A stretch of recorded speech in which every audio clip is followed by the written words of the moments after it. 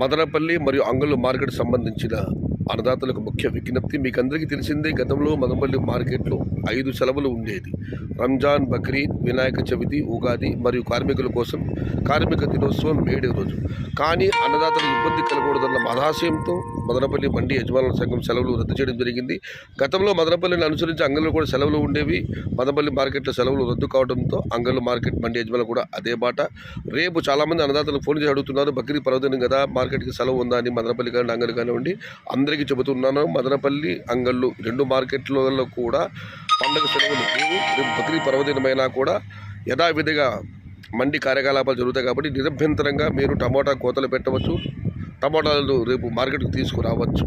మరొకసారి చెబుతున్నాను, మదనపల్లి మరి అంగళ్ళు మార్కెట్లకు బక్రీద్ పర్వదినం సందర్భంగా ఎలాంటి సెలవు లేదు. అన్నదాతలు తమ ఉత్పత్తులు నిరభ్యంతరంగా తీసుకురావచ్చు. Tomorrow no holiday, Madanapalle and Angallu tomato market.